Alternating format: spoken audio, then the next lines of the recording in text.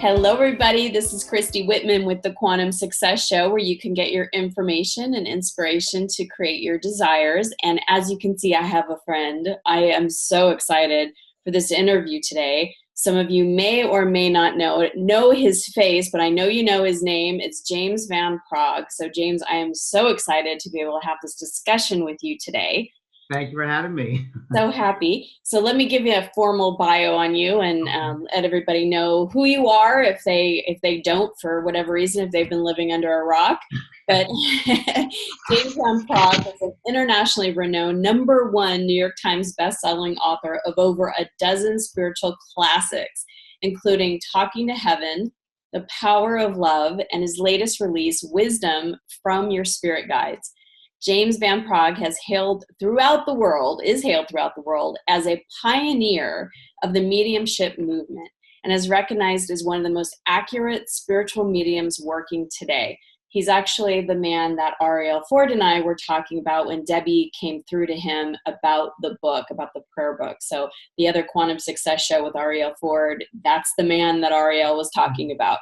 His messages have brought solace, peace, and spiritual insights, changing millions of people's views on life and death. It's absolutely amazing. He has appeared on virtually every national radio and television show, including Oprah, Larry King Live, Dr. Phil, The View, Coast to Coast, and many, many more.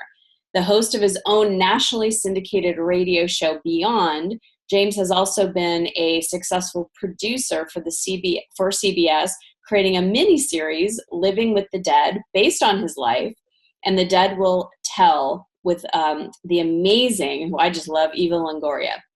He was the creator and executive producer of CBS long-running series, The Ghost Whisperer, starring Jennifer Love Hewitt.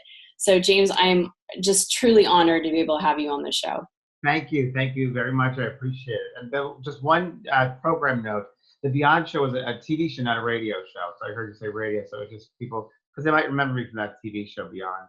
And Beyond is a TV show. I was on 1994 on a show called The Other Side. A lot of people probably remember that. It was an NBC show, a daytime talk show, very first in its genre of dealing with paranormal issues and all different types of issues, called The Other Side, 1994-95 at NBC, 9 o'clock in the morning, with Will Miller. So that was a really very, very beginning of this subject really on television.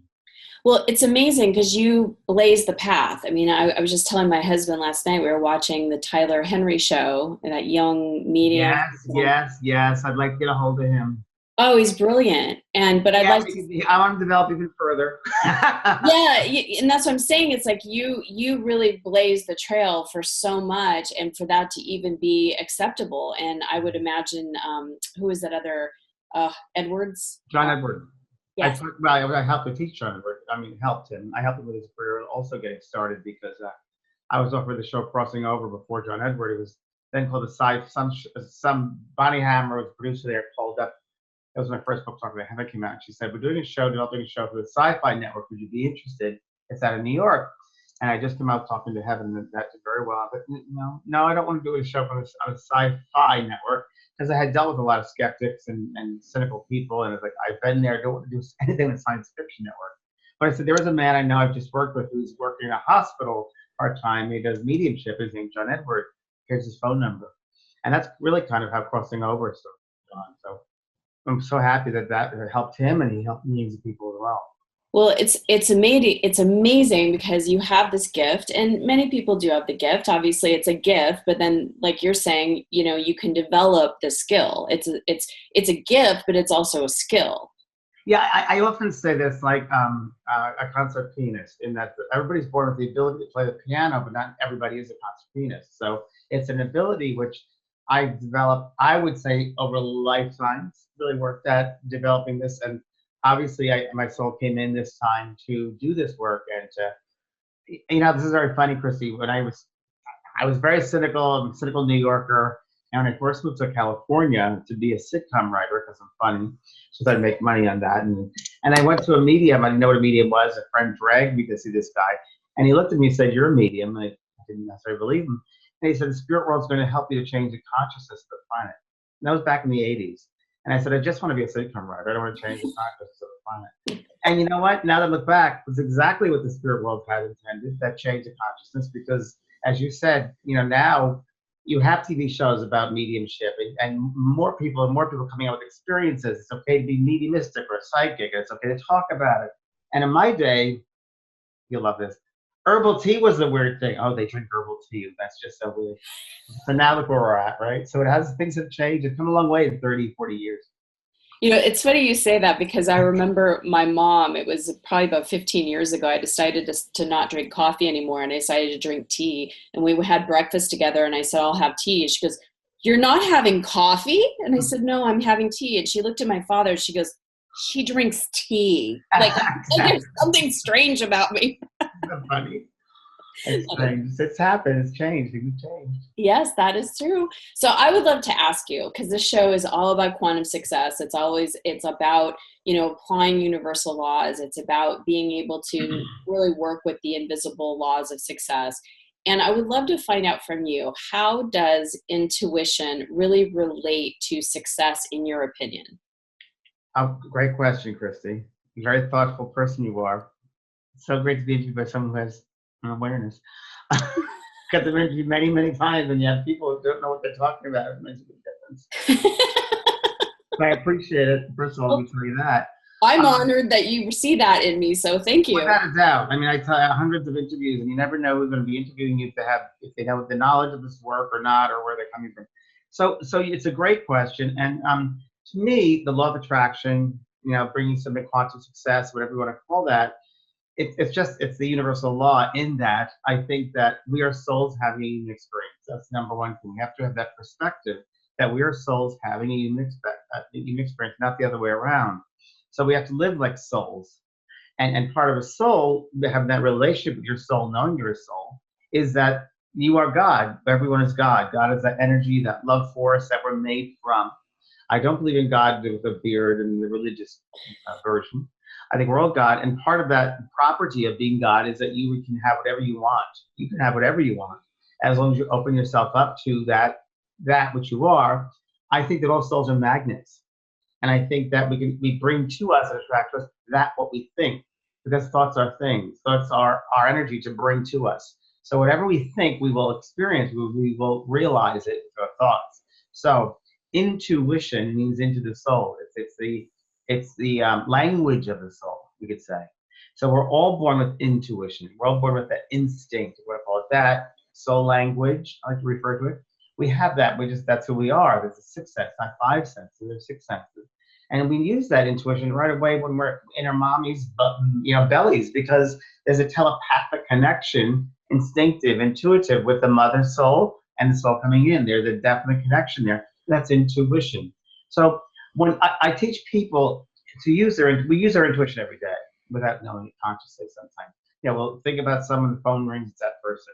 Or you get a bill in the mail and you intuit, I wonder what's going to be this amount or that amount. You open up and it's the amount you thought of. We can use it every day in little exercises. Elevator bank, which one's going to open up first? Elevator's going to open up first. In LA, there's one about parking spaces. Where's it going to be a parking space? What do I intuit it? And intuition is like a muscle. The more you use it, the more it develops. And I think that life is a series of choices, and our soul goes through these choices. And choices are based upon either love or fear. And love is who we are. So if we use something from love, even though rationally it might not make a bit of sense, but if it's coming from love, then that's the correct way of doing it. Now, you can find out what is the right choice for yourself, if should go down this road or that road, by using your intuition, going with your gut feeling. So that's where you make the choice in your life. By using your intuition, you'll make the correct choices for you. They might not be the correct choice for somebody else, but they're right for your soul. So by using that intuition, you make the right choices. It's your soul's GPS. Let's put it that way. I love that. You like that? I like that. Yeah. Soul's GPS. So we kind of talked a little bit about this. Are psychics and mediums born, or are they made? And if they're born, we talked about that, right? The idea that everybody could play the piano, or everybody is at least born with a gift, but not everybody becomes a concert pianist. So how would you develop? Because like when you were saying about Tyler Henry, you're like, oh, he's got more to develop. How would you go about developing that? So Tyler Henry, I think, is a sweet man. He's a great kid. I think he's a good instrument. But I would take a hold of him, and I would sit him down, and I would develop it further. But saying that, mediumship, you have to have some life experience, because when spirit wants to use you, how can you talk about the Eiffel Tower? Let's say they want to talk about the Eiffel Tower. If that medium has never been to the Eiffel Tower, been to Paris, the spirit can't use that, because there's no experience in the medium's mind that has the Eiffel Tower power, so they can't use that. So the best medium is the ones who really have most life experience, and even the ones who can speak many languages and been around the world and done things that they all think of all the spirits in that they can use to come through. So it's limited, is what I'm saying. So Tyler Henry, I think, is a great kid. I think he doesn't know properly yet about the difference between psychic and a medium, which unfortunately, and I have a school called the JVP School of Mystical Arts, where I really emphasize the difference between the two, because people think it's the same thing. It's not. It's very, very different. I really don't like the term psychic medium. I really despise that term, because every medium is psychic. Not every psychic is a medium. I certainly hope the medium is psychic. Otherwise, what are you getting? Because, hello, that's your foundation. The medium has to have a very strong intuitive foundation. It has to be very psychic as a foundation. So a psychic is someone who perceives things. So every single person is born with psychic ability, intuition. So we can sense, if we get out of our head sometimes, get into the heart and feel. Some people see things, see energy, or see scenes of the past, present, and future in a linear way. That's psychic. Your intuition is this. You can develop your intuition. You certainly can develop that intuition to a high amount, for sure. Now, as far as mediumship, so a psychic perceives, a medium receives. So a medium, the difference between a psychic and a medium is that, for instance, a medium, when they work, they first have to tune in psychically, and then what happens is they have to build what's called their power, their energy level, their vibrations at a certain frequency, and raise their frequency. And the spirit world's on a very, very high dimension, high frequency. But the spirit people do is they lower with their thoughts, because they live in a mental world. We live in a physical world. They live in a very mental world. They have to think. I have to lower myself down to the physical level, close to the physical world, and it brings them down. And what happens is then the spirit will telepathically send a thought, a feeling, an emotion, a memory from their mind to the medium's mind, because the mind is a soul is the mind. So it's really mind-to-mind communication. So, and a medium is someone who picks up on the other side of people that have passed over, their names, evidential details about that person, about their life on the earth, their hobbies, their work related, how they passed over, their family relationships. And it's really proof of life after death. It's proof of consciousness, which is very, very different. If I say to you, I have a 76-year-old lady here who died of lung cancer, and she had one leg, and her name's I don't know, Hilda, I'm making this up. And so that would be very different. You're going to get a new job next week at the gallery. It's very different. That's the second is psychic, the first is mediumship. So that's the difference between the two. Right. So not everybody's psychic, not everybody's a medium. And you can develop your mediumship to a certain skill level, if you will, to where you're at. But that's the best way to describe it. So listen, the only difference between the soul that's out of the body, they're discarnate, we're souls in the body, so it's got to be some kind of connection. Sure, people often ask me, can you get in touch with my parents and my relatives? And I say that I could, but you know them better than I do. And do you really want to? You really want to. And it's really just thought to thought. So if you really want to, you just ask them to come into your mind, and you really have to kind of open up the mind and let them drop a thought into your head. That's really how you communicate. Yeah. But to keep that frequency going, you have to raise their vibration, their frequency, and it's a power, and you're at this level. Imagine sustaining that for a while. So a good medium has to sustain that for a good 40, 50, 60 minutes. And a lot of mediums, and you'll see this now that you've mentioned it, mediums will drop down into the psychic without even knowing it. And they'll start talking about psychic things. Tyler Henry does it all the time. He just drives right down the psychic. He's in the mediumship, and he goes down. I don't think he's aware of it. I don't think he's aware of it at all. So that's why I'd like to just say, Tyler, let me show you this. And once people are aware of it, like my students are like, wow, now I get it. The difference in the energy. So something would not know if you don't do this, Well, that's it. So you are the man to learn from. I'm the man. Well, I respect the work so much, and I want it done correctly.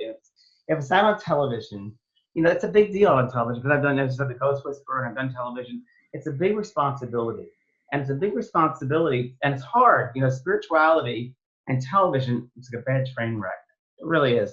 And it's got to be done really carefully, because Yeah. We have to remember that there's a responsibility to the viewer, in that not only are you sending out energy it's alive, like in Ghost Whisperer, I made sure that the network wanted, of course, to bring people to watch that show, so I have to make it scary and fearful in the beginning. Okay, I said, okay, I'll do that, but I'm going to make sure it ends in a very positive way, because you do not want to leave negative energy in the ether. You want to be positive and loving. That's why at the end of every single episode of Ghost Whisperer, she heals them. She crosses them over. There's love there.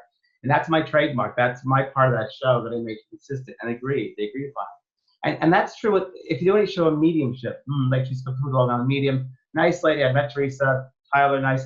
But you can tell that the producers have no clue about mediumship. And to me, mediumship is it's such a sensitive topic. You have people's lives in your hands. And you're teaching the public on television. And, what you're doing has to be done the right way, because people watching television think, oh, this is the way it is. And that's not necessarily the way it is. People come up to me all the time and say, do you see spirits all the time? You go into like the bakery or the dry cleaning like Teresa does. I'm like, no, that's not the proper way of doing it. That's wrong. Right. And it's wrong and she was not taught the correct way of development. And she's great. Love her, fine. But I wouldn't go up to her and say that. But for the public, when you're always on as a medium, if you're on all the time, your adrenals are being forced on all the time. It's like having a ceiling fan keep on running, and eventually the motor will burn out.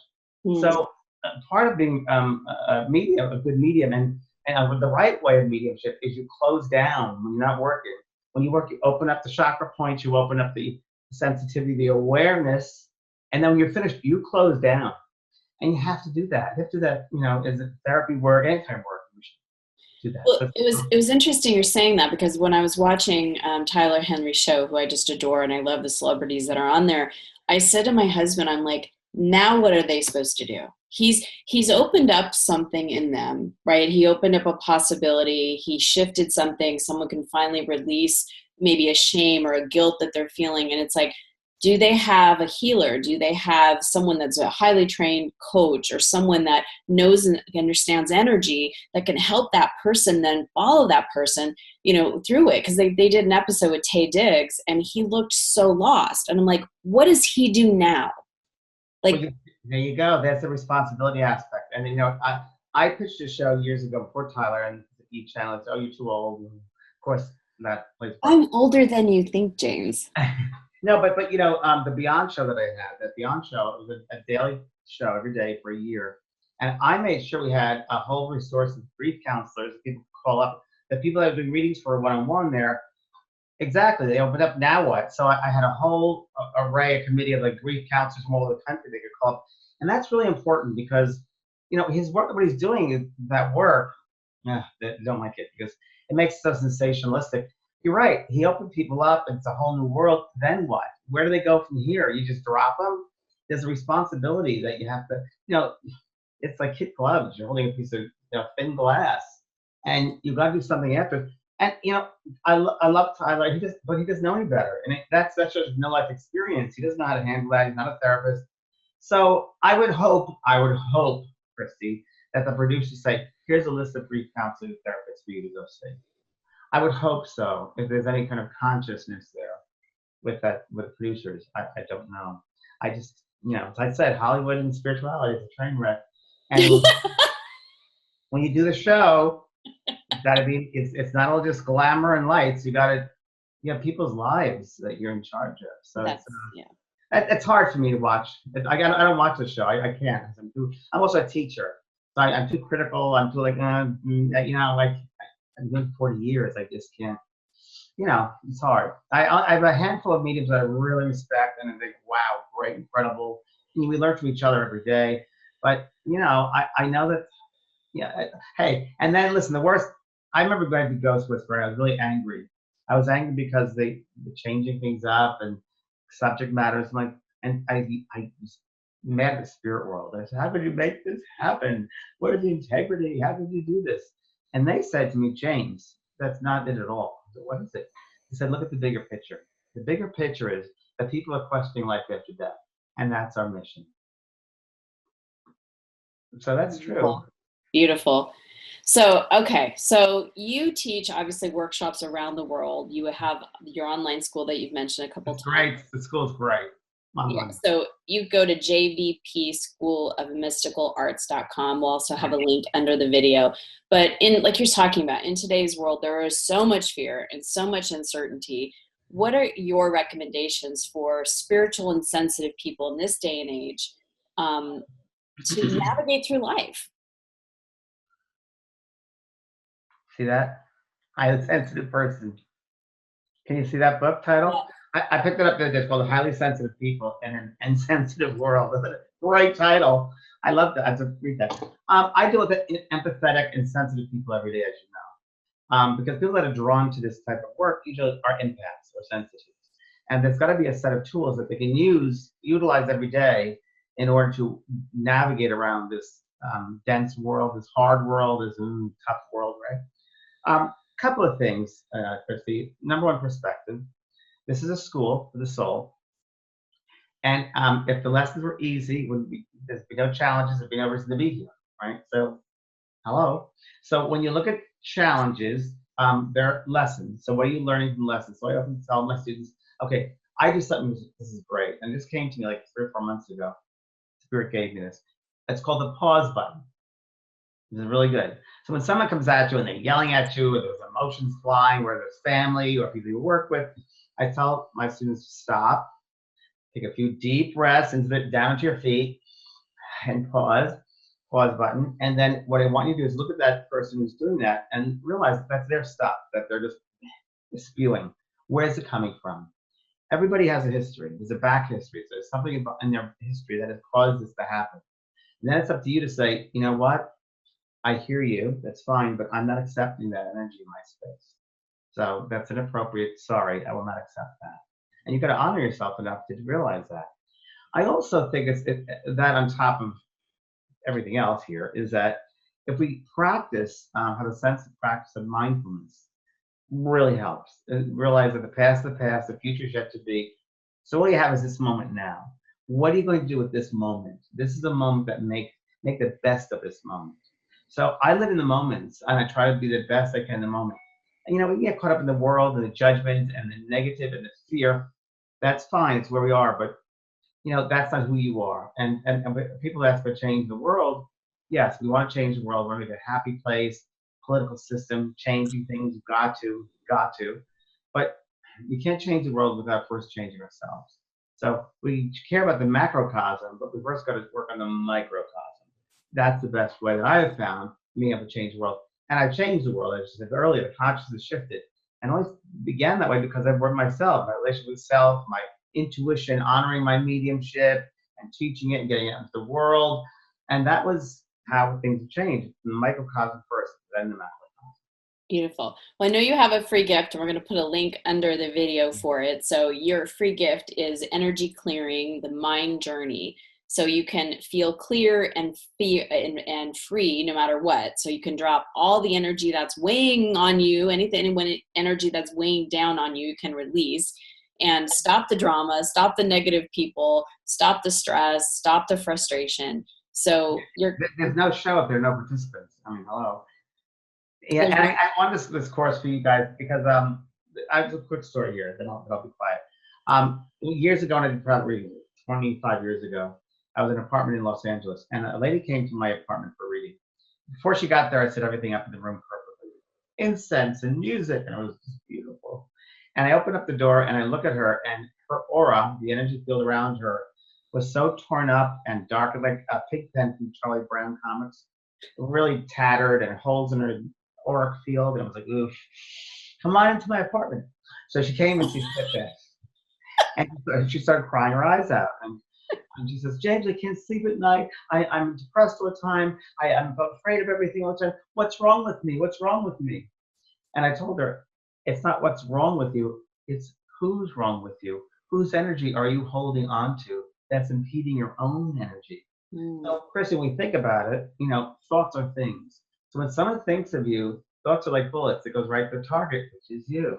So if you don't cleanse that energetic system every day, you're eventually going to have people's stuff on you, emotional stuff, mental stuff, just sitting there on your auric field.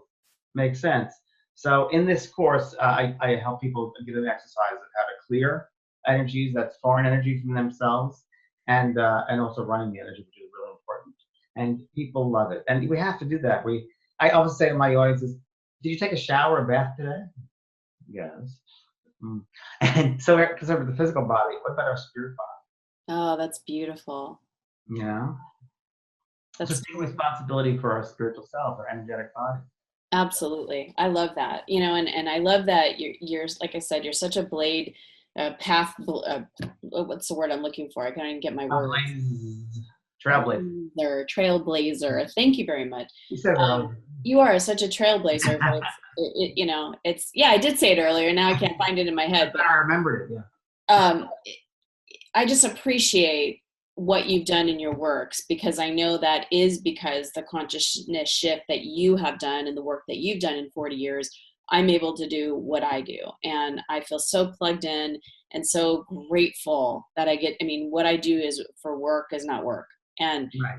I know that it's people like you that really shifted the consciousness and, brought even the whole healing topic, to the world, that people are even open to it and, can shift and heal. So thank you. Thank you. Thank you very much. Appreciate that. I really honor you and your work that you've done. Thank you.